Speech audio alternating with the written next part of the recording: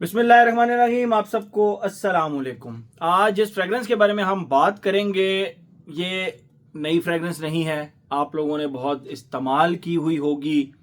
तो मेरा इसके रिव्यू बनाने का क्या मकसद था? एक तो ये कि मेरे चैनल पर इसके रिव्यू अवेलेबल नहीं था, और दूसरा ये कि ये डिस्कस कर सकें कि क्यों इस वक्त ये जो फ्रेगरेंस है ना, अब तो नहीं खैर, ये क्यों दुनिया की सबसे ज़्यादा मोस्ट सेलिंग फ्रेगरेंस अमेजोन के ऊपर जो है ना, मोस्ट सेलिंग फ्रेगरेंस जो है वो ये रही है। ये फ्रेगरेंस, इसमें ऐसा क्या था, ऐसा क्या काम किया गया जिसकी वजह से ये बहुत ज़्यादा पॉपुलर हुई?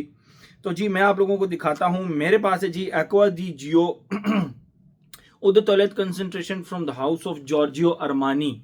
बहुत सारे लोग इस बॉक्स से वाकिफ होंगे, बहुत सारे लोगों का सेंट जो है ना वो सिग्नेचर सेंट रहा होगा। ये इस तरह का इसका बॉक्स है, गत्ते का, सिंपल सा। और अगर आप इसके टॉप के ऊपर देखें तो आपको इनग्रेव टाइप ये जॉर्जियो अरमानी इसके ऊपर लिखा हुआ नजर आएगा। बॉटम के ऊपर इसके बैच कोड और थोड़ा सा ये जो इनग्रेव्ड सा आपको नजर आ रहा होगा हल्का हल्का, ये इसका बैच कोड है। और बैच कोड है क्या इस फ्रेग्रेंस का?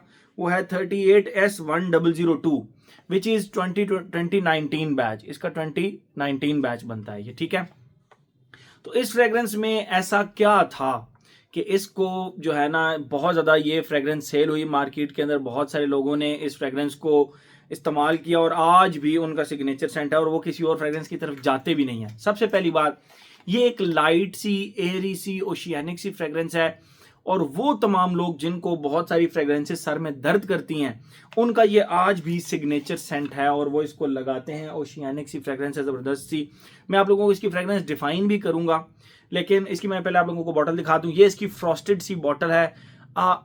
इसके ऊपर एक्वा दी जियो लिखा हुआ है, जॉर्जियो अरमानी उद पफा। ये इसकी टोटल बॉटल हो गई, और ये इसका कैप हो गया।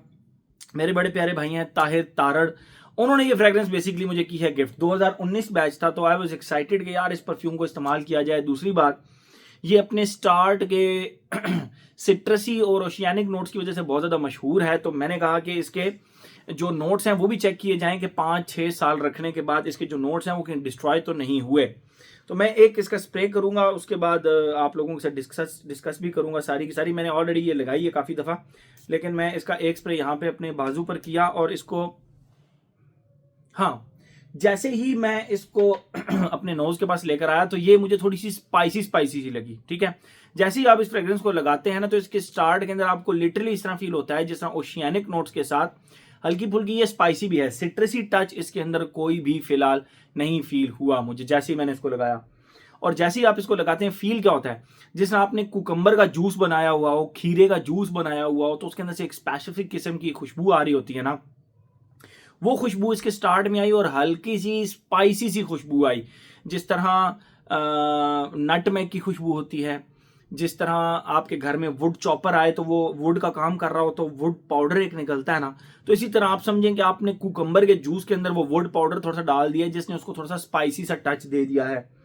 इसमें मुझे सिट्रसेस कहीं भी फील नहीं हुए। मुझे ये थोड़ी सी स्पाइसी जरूर लगी। अजान के बाद बात करते हैं। अजान स्टार्ट हो गई थी तो मुझे रिव्यू को रोकना पड़ा। तो मैं आप लोगों को बता रहा था कि फर्स्ट फेज के अंदर it literally feels like cucumber juice mix with would powder type, जिस तरह स्पाइसी से वुड पाउडर होता है उस तरह की खुशबू इसके स्टार्ट में आती है। थोड़ी देर के बाद ये लिटरली जिस तरह कुकम्बर जूस की एक खुशबू होती है और वाटरी सी खुशबू होती है, उस तरह की एग्जैक्ट खुशबू इसकी रह जाती है। या जिस तरह सी वीड की एक खुशबू होती है। आप कभी भी किसी नहर के किनारे, दरिया के किनारे आप गए हो तो वहां पे बिल्कुल कोने के ऊपर जो बड़े बड़े पत्थर होते हैं उनके ऊपर ग्रीन कलर की ना वो एक स्लिपरी सी होती है, आप उसके ऊपर पाँव रखें तो स्लिप भी हो जाती है। उस जगह पे जब आप खड़े होकर खुशबू करें तो आपको एक सी वीड की एक खुशबू आएगी, कुकम्बरिश टाइप, थोड़ी सी आप पानी की खुशबू कह लें। तो वो जो एक स्पेसिफिक खुशबू आती है ना, वो इसके सेकंड फेज में आती है।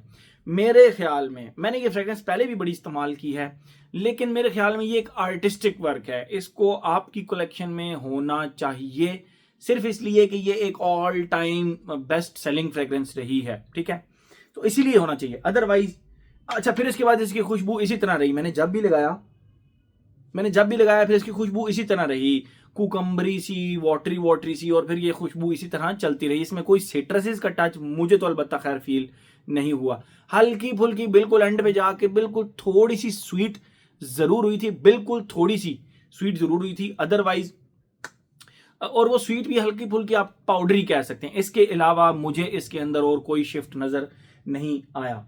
तो ये तो होगी इसकी खुशबू। एज, हर एज का बंदा इसको लगा सकता है, मेल फीमेल दोनों लगा सकते हैं। लॉन्जिविटी प्रोजेक्शन इसके रिसेंट बैचेस की कॉम्प्रोमाइज्ड है। वेदर समर की फ्रेग्रेंस है, ऑल ओकेजन टाइप फ्रेग्रेंस है। मेन बात करते हैं कि क्या ये फ्रेग्रेंस लेनी चाहिए या नहीं लेनी चाहिए।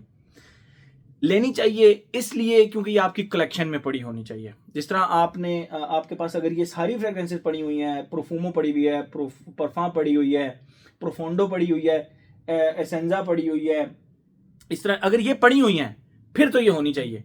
अगर आप कहते हैं कि नहीं भाई मुझे बस सिर्फ ये एक फ्लैंकर लेना है, इसका ये एक जो ओजी है ये लेना है, तो नहीं, इसके बहुत सारे ऑल्टरनेट्स मार्केट के अंदर ऑलरेडी मौजूद हैं।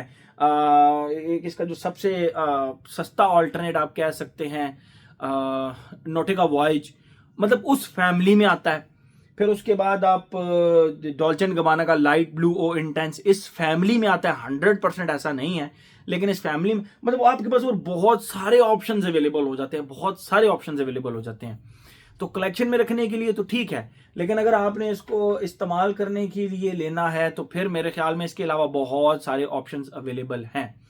तो मैंने इसका रिव्यू भी बस 2 रीजंस की वजह से बनाया कि एक तो ये पुरानी फॉर्मुलेशन थी, मैं इसके ऊपर चेक कर सकूं।